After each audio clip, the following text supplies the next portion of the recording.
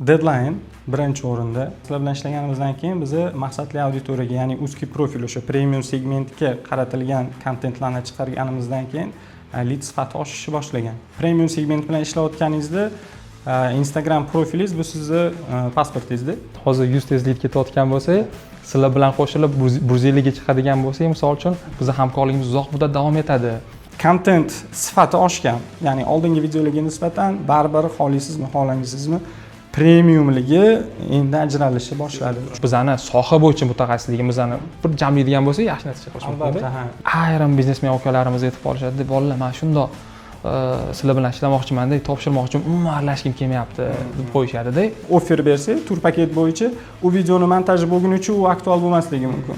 Sizlar qoqilib yiqilib turguningizcha kamida 2 yil vaqt kerak. Siz bilan qilingan natija bir o'zi bilan qilgan natijadan farq qiladi. Assalomu alaykum. Bugun Jiddiy Labs hamkori Ofo turi bilan Tohir aka bilan birgamiz. Assalomu alaykum. Tohir aka, xush kelibsiz. Rahmat, xush ko'rdik. Yaxshimisiz? Charchamayapsizmi? Tohir aka Jiddiy Labs marketing agentligimizni Ofo tur sayohat agentligi bilan bir qancha vaqtdan beri hamkorlik qilyapti.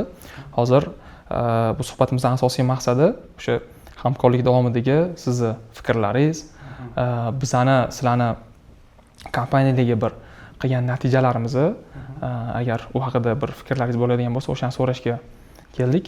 Shunga bir o'zingizni xulosalaringizni, odzivlaringizni aytsangiz. Ofo tur kompaniyasi ochilganidan beri 3 ta SMM agentligi bilan ishlagan bundan oldin. Bizda asosiy muammo ochilganimizdan beri nima bo'lgan? Deadline birinchi o'rinda, ya'ni vaqtida postda chiqishi va ikkinchi muammo bu maqsadli o'sha premium segmentdagi auditoriyani jalb qilish. Sizlardan oldingi ishlagan agentliklarimiz bu narsani bizga taqdim qila olmagan, ma'lum bir sabablarga ko'ra, o'shaning uchun hamkorlikni to'xtatganmiz. Sizlar bilan ishlaganimizdan keyin birinchi o'rinda deadline ga amal qilishinglar bizga shu ma'qul kelgan. Bolalar vaqtida syomkaga kelib, montajlari ham vaqtida chiqadi. Ikkinchisi, sizlar bilan ishlaganimizdan keyin bizni maqsadli auditoriyaga, ya'ni узкий profil, o'sha premium segmentga qaratilgan kontentlarni chiqarganimizdan keyin lead sifati oshishni boshlagan. Axvatlarimizga keladigan bo'lsak, sizlardan oldin oyiga 300 ming, 400 ming atrof axvat bo'lgan. Sizlar bilan birinchi oy ishlashimizdan o'zida 1 million, 1 million 200 axvatga chiqdik, xudo xohlasa. Lead sifati oshgan. Misol sonida ham oshgan, endi lekin sifati ham oshgan. Oldingida ham arzonchi turlar so'rab keladiganlar kamaygan ancha. Shu endi bolalar Jiddiy Labs bolalarini o'sha ajratib turadigan joyi o'sha deadline ga amal qilishi va kontentni sifati bu birinchi o'rinda. Biz premium segment bilan ishlayapmiz. Shunga yarasha kontentimiz ham premium chiqishi kerak degan talabni qo'yganmiz va shunga yarasha hozir yaxshi zo'r ketyapmiz, xudo xolasa. Zo'r. Rahmat fikrlaringiz uchun. O'zi aytdingiz-ku, Ofo tur oldindan bilamiz, o'sha premium segment bilan ishlashga harakat qiladi. Demak, baribir hozir bozorda tur agentliklar ko'pda va ularni o'zini tanlagan segmenti ham, yo'nalishi ham har xil. Bu yerda o'sha kontent ko'p narsani hal qilib qo'yadi-da. Chunki sizni kontentingizni ko'rayotgan odamlar, misol uchun premium segmentdagi yoki o'sha yuqori qatlam, o'rtadan yuqori bo'lgan qatlamlarni o'zini ko'radigan kontentlari bor. Misol uchun quyi qatlamning o'zini kontentlari bor. Aytganingizdek, kontent bu yerda juda ham muhim faktorlardan biri hisoblanadi. Demak, bizning agentstvamizda shu narsani xudo xolasa ustidan chiqyapti. Bizga taqdim qilib beryapsizlar. Aytganingizdek, kontent premium segment bilan ishlayotganingizda Instagram profilingiz bu sizni pasportingizda. Baribir xohlaysizmi, xohlamaysizmi, Toshkentda shunga qarab baho berishadi. Baribir misol odam ko'rganingizda, kiyimiga qarab baho berganingizda, Instagram kirganingizda kontent sifatiga qarab baho beradi. Ya'ni kompaniya o'zini kontentiga qanchalik jiddiy yondashayotgan bo'lsa, shunchalik bu kompaniyaga ya'ni ishonsa bo'ladi va o'zini ishida ham shunaqa jiddiy yondashadi degan fikr paydo bo'ladi. Buni men o'sha premium segmentdagi auditoriyamizdan kelgan feedbacklar orqasidan aytolman sizga.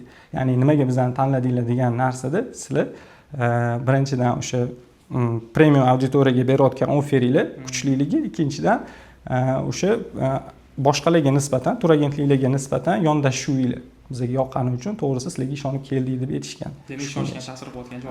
Albatta. Premium sifatdagi kontent bu birinchi o'rinda ishonchga ta'sir qiladi. Hozir eslayapman, o'sha boshida ishni boshlayotgan paytimizda muzokaralar paytida Fazliddin aka bilan gaplashganmiz, rahbariylar. Ularni gaplari esimda. Nurodil, bizni hozir deydi, bu narsani ko'p aytadilar menimcha. Hozir 100 tezlikda ketayotgan bo'lsak, sizlar bilan qo'shilib 150 ga chiqadigan bo'lsak, misol uchun bizni hamkorligimiz uzoq muddat davom etadi. Ya'ni samarali bo'ladi, sizlarga ham bizga ham bir foydali bo'ladi degan gaplari esimda-da. Ya'ni o'sha tezlik qo'sha oldikmi? Ularni ta'biri bilan aytganda. Albatta. Endi bular bu prosesda unchalik ko'p ishtirok etmaganligi uchun ularga sezilmagan bo'lishi mumkin yoki sezilgan bo'lishi ham mumkin. Bu haqida meni ma'lumotim yo'q, lekin men o'sha media, ya'ni media menejer bo'lganim uchun bu kompaniyada albatta jarayonchidagi inson sifatida Lilda sifati bo'yicha bu birinchi o'rinda aytadigan narsam juda ham yuqorilangan. Ikkinchidan kontent sifati oshgan. Ya'ni oldingi videolarga nisbatan baribir xohlaysizmi, xohlamaysizmi, premiumligi endi ajralishni boshladi. Chunki albatta boshqa agentstvalarning videolarini ko'rganingizda gap yo'q, videolar qilishyapti, boshqa qilishyapti, lekin bu yerda birinchi o'rindagisi bu sifat bo'lsa, ikkinchi o'rindagi videodagi ma'lumot. Ya'ni siz nima haqida gapiryapsiz o'zi?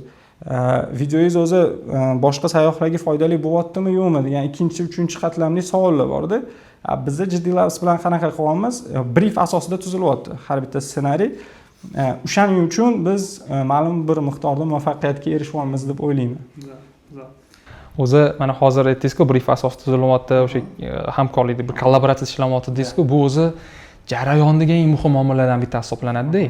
Ya'ni bizning ishimizda ham yuzaga chiqish uchun ham sizlar ham o'zingizlar xohlayotgan narsani olishinglar uchun, chunki ikkala taraf ham rozi bo'lish kerak jarayondan. Shu joyda eslayman, boshida adaptatsiya period bizda shaxsan o'zim aytaman, taxminan 1 oycha bizda adaptatsiya period bo'ladi. Bu xoh siz bilan bo'lsin, ya'ni Ofotor bilan bo'lsin, xoh boshqa hamkorlarimiz bilan bo'lsin, o'sha adaptatsiya periodimiz bo'ladi. O'sha jarayon sizlar bilan ham bo'lgan, sizning fikrlaringiz ham o'sha yerda inobatga olingan. Siz o'sha mutaxassislardan kelib chiqqan holatda bergan tavsiyalaringiz, yo'nalishlaringiz, chunki baribir sizlar ichida yuribsizlar, sizlar yaxshiroq bilasizlar, sizlarni yo'nalish berishinglar, bizani soha bo'yicha mutaxassisligimizni bir jamlaydigan bo'lsak, yaxshi natija qilish mumkin. Albatta, yana bitta narsani ta'kidlab o'tmoqchiman. Ko'pchilik biznes egalari SMM agentstvalarni, nima desam, sehrli tayoqcha deb biladi-da baribir. SMM agentstvalar o'sha marketing agentstvi bo'ladimi, SMM agentstvi bo'ladimi, bu instrument. Instrumentdan to'g'ri foydalanishni bilish kerak. Bizda ham biz qanaqa yondashyapmiz? Bizda baza bor, ma'lumotlar bazasi. Bizdagi bor ma'lumotlardan foydalanib, sizlarni texnik jihatlarni olib turib, ikkalasini birlashtirsa, qarshi qo'ldan chiqadi. Rezultatga chiqish mumkin, lekin bor mas'uliyatni SMM agentstviga tashlab qo'ysa-da, brend egasi o'zi qatnashmasa protsessda o'sish bo'lmaydi deb o'ylayman men. O'zi bu narsa juda ham to'g'ri aytdingiz. Biz ko'p bizneslar bilan ishlaymiz, ko'p pereговорlarda bo'lamiz. Ayrim biznesmen akalarimiz aytib qolishadi, "Bolalar, men shundoq sizlar bilan ishlamoqchiman-da, topshirmoqchiman, umuman aralashgim kelmayapti" deb qo'yishadi-da. Men keyin bundoq aytaman, o'zi aslida biznesni eng yaxshi ko'radigan odam ham, eng yaxshi tushunadigan odam ham biznesmenni o'zi bo'ladi. Ya'ni biznesmendan oshib ketmaydi deyshadi-ku, o'tib keta olmaydi deyshadi-ku. Tasavvur qiling, biznesmen shundoq topshirdi-da, shundoq o'z chetga chiqib oladigan bo'lsa, mana bu yoqda agentstva nima qilishi mumkin? Ko'p ish qilishi ehtimoli kam bo'ladi-da. Samarali bo'lmaydi. 100% albatta, chunki bozor holatini o'sha biznes egasidan yaxshiroq biladigan odam bo'lmaydi. Siz baribir open source'dagi ma'lumotlarga asoslab kontent tuzishingiz mumkin u insonga, agar sizga 100% o'sha mas'uliyatni tashlab qo'ygan bo'lsa, albatta. Lekin bozor har doim ham internetdagi ma'lumotlarga asoslanib tuzilmagan bo'ladi. Ayniqsa turizm bozori, misol biz hozir o'tirib bitta video olsaydi, offer bersak, tur paket bo'yicha, u videoni montaj bo'lgunicha u aktual bo'lmasligi mumkin.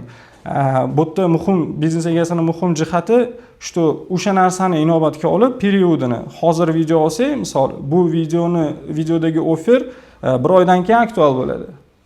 Demak, bu videoni 1 oydan oldin chiqarsam, men mana shu videodan mana bunaqa foyda ola olaman degan shunaqa nozik tomonlari bor. Agar albatta, biznes egasi bu narsani sizlarga aytmasa, sizlar bu haqida ma'lumotga ega bo'lmaysizlar. ochiq manbalarda bu narsalarni hech kim o'rgatmaydi sizlarga. Ya'ni mana bunaqa joylari bor debda. Sizlar qoqilib yiqilib turguninglarcha kamida 2 yil vaqt kerak. Mana turizmni etadigan bo'lsangda, boshqa sohalarda qanaqa men bilmadim, lekin bizda shunaqa. Misol, bizda ham hozir menda bor ba'zan ishlatib turib, biz boshqalardan ko'ra tezroq yuguryapmiz deb o'ylayman. Aktualligi sizlarda. Albatta, albatta. Zo'r. To'g'ri ekan, shu o'rinda ko'p biznes egalari baribir agentlik tanlashda hozir adashib qolishyapti, noto'g'ri agentlik tanlab qo'yishyapti yoki ishlashyapti, natija ko'rishmayapti. Deylik, u agentlik yaxshi bo'lsa ham. Siz o'zingiz mana jarayonchidagi odam sifatida, bizning xizmatimizdan foydalangan bir shaxs sifatida agentligimizni boshqa biznesmenlarga tavsiya qilgan bo'larmidingiz? Albatta, Jiddiy Labs o'sha SMM marketing agentsiyasini tavsiya qilgan bo'lardik. Agar sizga birinchi o'rinda deadline muhim bo'lsa, kontent sifati muhim bo'lsa va o'zingizni, ya'ni vaqtingizni hurmat qiladigan, ya'ni bekorga ishlatmaydigan bo'lsangiz, xohlasangiz, Jiddiy Labs komandasini men o'zim shaxsan tavsiya qilgan bo'lardim. Agarda siz ham, o'sha biznes egasi ham jarayonda qatnashadigan taqdirda, ya'ni baribir bu narsa juda ham muhim rol o'ynaydi.